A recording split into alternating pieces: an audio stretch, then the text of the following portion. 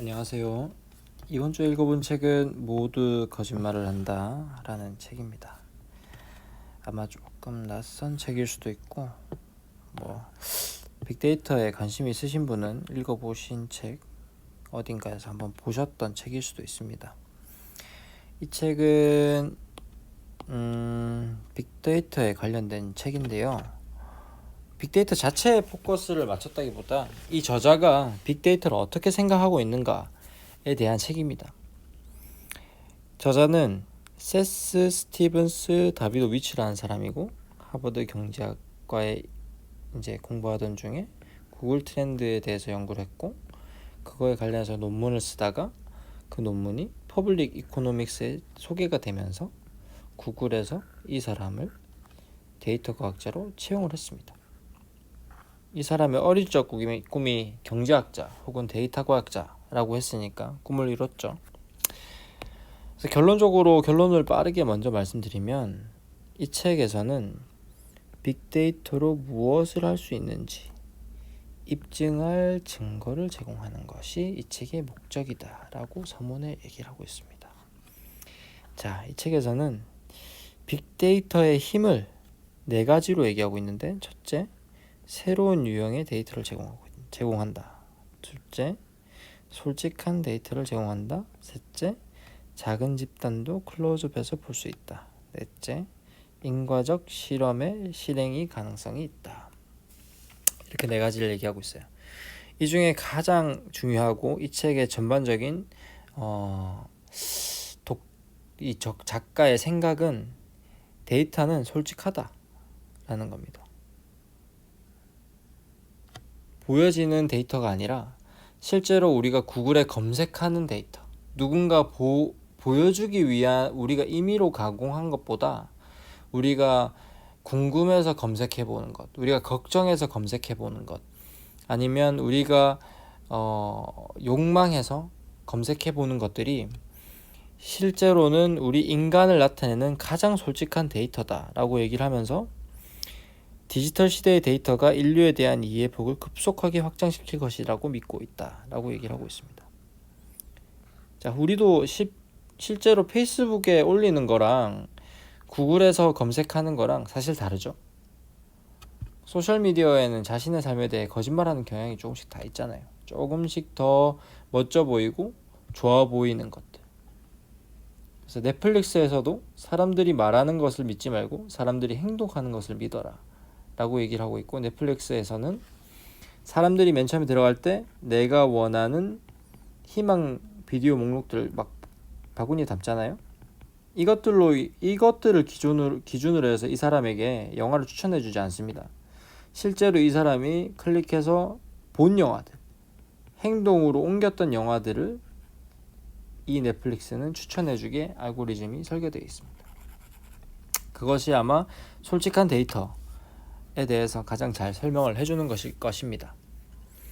자, 그러면 이 작가가 말하는 새로운 유형의 데이터는 무엇인가? 쉽게 말해서 데이터는 엄청나게 많은데, 그 데이터를 어떻게 취사 선택하고 어떻게 바라보고 어떻게 해석할 것인가에 대한 관점을 얘기하는 겁니다. 그래서 데이터를 활용하는 방법, 데이터를 바라보는 눈에 대해서 설명을 하고 있고, 그 데이터를 신체 데이터, 단어 데이터, 사진 데이터 이렇게 3개로 나누고 있어요. 신체 데이터는 쉽게 설명하면, 예를 들어서 이거는 그냥 얘만 들고 넘어갈게요. 얘만 들고 넘어가는데, 이 중에 대표적인 예가 우리가 경마 말들을 경매를 하는데, 이 경매에 나온 말들 있지 않습니까? 이 말들을 평가해주는 전문가가 있어요. 이 전문가가 보는 포인트들이 다 다르겠죠. 혈통도 있고, 눈빛을 보는 사람도 있고, 혀를 볼 수도 있고, 그다음에 발을 볼 수도 있고, 뼈를 볼 수도 있고, 많겠죠. 근데 이 책에서 말하고 있는 이 EQB 회사의 제프 쉐이더는 이때가 좀 옛날이라는 게 중요합니다. 1990년대 80년대인가? 월드와이드 웹 WWW가 되기도 전인 5년 전이라고 얘기했거든요.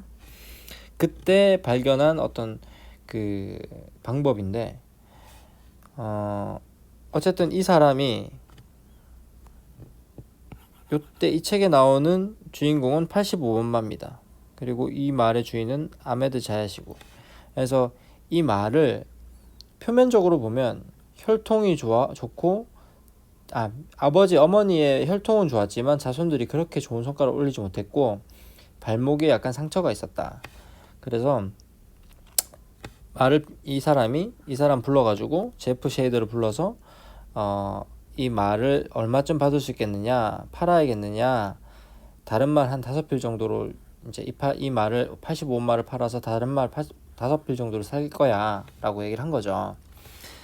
근데 이 사람이 이 말은 절대 팔지 마라, 팔 거면 나한테 팔아라 라고 얘기를 했어요. 근데 그 이유가 뭐였냐면 이때까지는 한 번도 적용되지 않았던 데이터를 사용한 거죠. 신체 데이터, 즉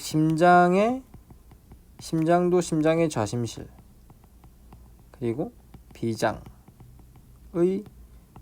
크기를 초음파로 재는 거예요. 근데 얘가 이걸 쟀더니 85엄마가 역대급인 거죠. 근데 이것만 큰 게 아니라 다른 내장도 큰 거야. 얘네들만 크면 약간 기형하거나 비정상일 수 있잖아. 근데 그게 아니야. 얘는 몸집에 비해서 내장이 엄청 크죠. 우리 마라톤 선수도 심장 크잖아요. 그거랑 똑같이 그때는 말에 대해서 이렇게 데이터를 활용할 수 있는 사람이 없었던 거죠. 그래서 얘를 결국 안 팔고 얘가 엄청난 돈을 이 사람에게 벌어다 줍니다.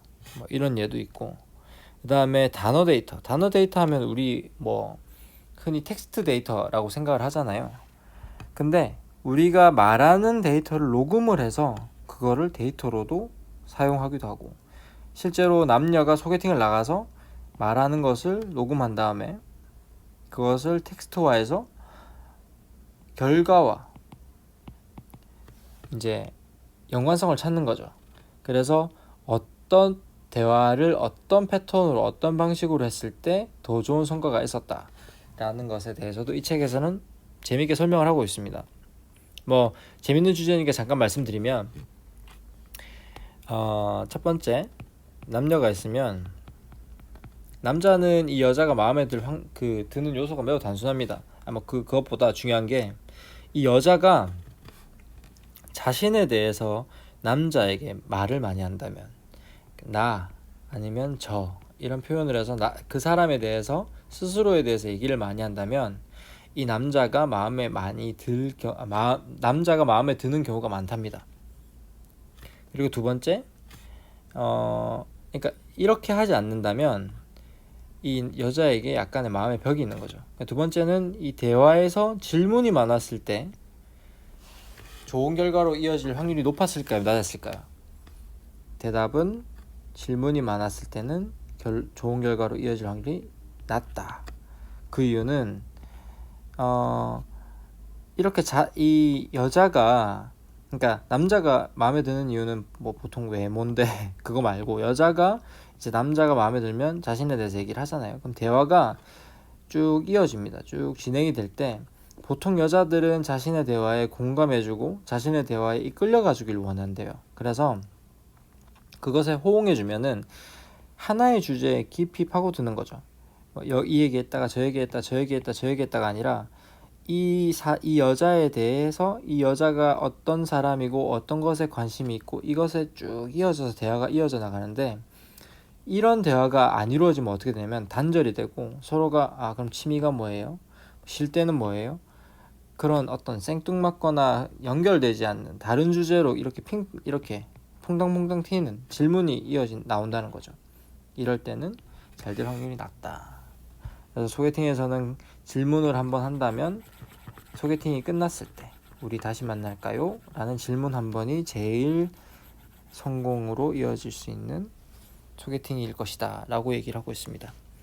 말이 좀 길어졌는데 어쨌든 그렇게 언어적 데이터, 그리고 뭐 단어 데이터, 책의 글, 영화 대본을 이 책의 글과 영화의 대본을 또 코드화해서 텍스트화 쫙 한 다음에 여기에서 슬픈 단어, 기쁜 단어들을 쫙 어디에서 나왔는지를 이렇게 도표로 나타내면 그 책의 어떤 그 기승전결 스토리 라인과 기가 막히게 맞아떨어진답니다. 이런 식으로도 데이터를 활용하기도 하고, 뭐 사진 데이터 중에 좀 인상 깊었던 것은 그 나라별로 이제 GDP를 매기잖아요. 그럼 GDP와 상관관계가 있는 사진 데이터가 무엇일까? 그 나라의 야간의 조명 사진이 아닐까 해서 그 나라가 이제 밤에 봤을 때 얼마나 빛이 나는가, 그런 걸로 상관관계를 매길 수도 있고, 뭐 이런 것들 뭐 재밌는 예들이 많이 나옵니다. 많이 나오고, 그리고 이 솔직한 데이터 제공은 아까 말씀드렸고, 그리고 이 세 번째도 재밌는데, 이 데이터가 이렇게 방대한 데이터가 있으면 이 데이터 전체로도 의미가 있지만 요 부분을 똑 떼내서도 요 사이에서 여기에서도 어떤 시사점을 가져낼 수 있대요. 예를 들자면 부자가 아닌 부모님 밑에서 태어난 사람이 미국에서 성공할 확률, 이렇게 따지면 이제 나라별로 확률이 있겠죠. 나라별로 확률을 따지면 미국이 뭐 7점 몇 프로인가 이렇게 해서 뭐 영국이나 캐나다보다 낮대요. 근데 이 미국으로 쭉 들어가서 미국에서 또 다른 데이터를 보면 미국의 뭐 중부였나 샬롯 이런 데는 4%대로 낮고, 서부의 뭐 산호세나 LA 이런 데는 12%대로 높은 거죠. 그래서 데이터는 이렇게 큰 데이터 자체로도 의미가 있지만 클로즈업 했을 때 또 다른 이 해석할 시사점을 준다 라는 얘기를 하고 있습니다. 이런 것도 데이터를 바라보는, 데이터를 활용할 수 있는 또 다른 관점이 될 수 있겠죠. 그리고 넷째, 인과적 실험의 실현 가능성.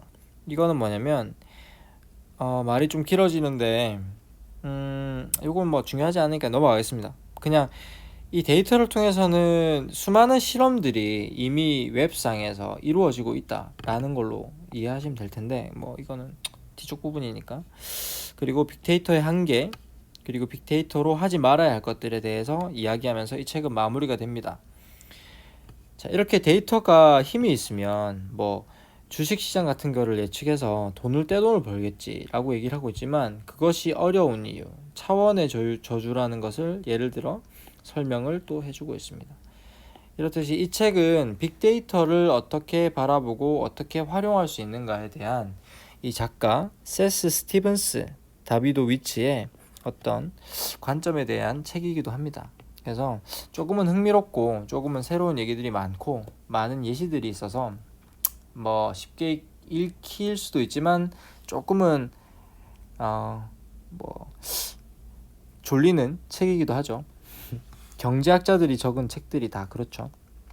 어쨌든 오늘 좀 말이 길어졌는데 오늘 책에 대한 요약은 여기까지 하겠습니다. 감사합니다.